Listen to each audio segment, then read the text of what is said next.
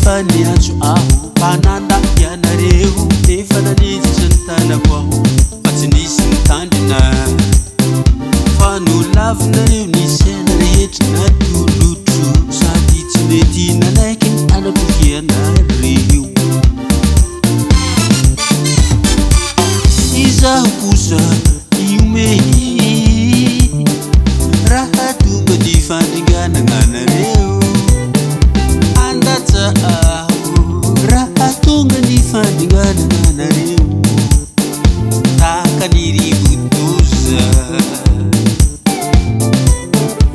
ary ny fandringanananareo toy ny tadeo ka manjo anareo ny faorana sy ny fangirifiriana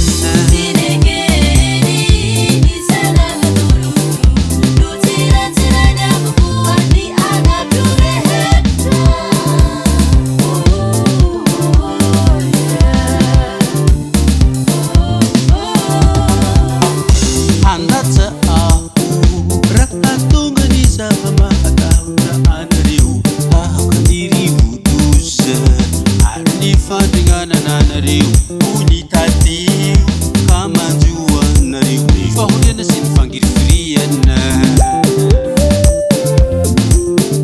dia fo miantso izy fa tsy hamaly aho dia fo hitady afatratra izy fa tsy ho hitany aho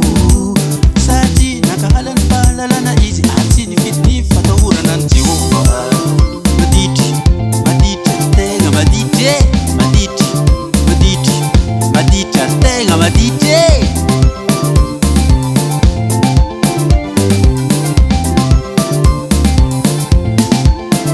tsy nekeny misena natolotro mojira tsy nainy avokoa ny anatro rehetra dia ihinana ny vokatry ny alehany izy ka hovoky ny fiheneny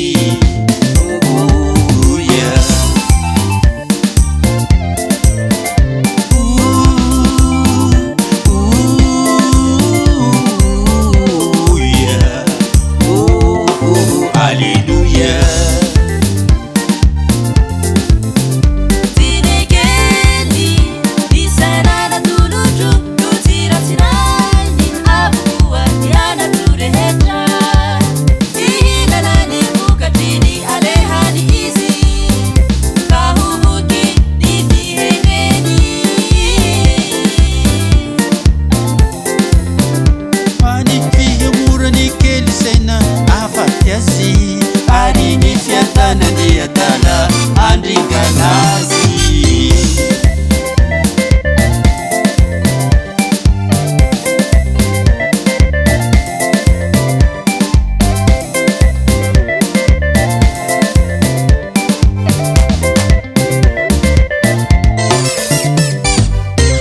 fa izay miheno ahy kosa mitoetra tsy manana hiahy hena hany fa zay izy fa tsy atahotra ny ratsy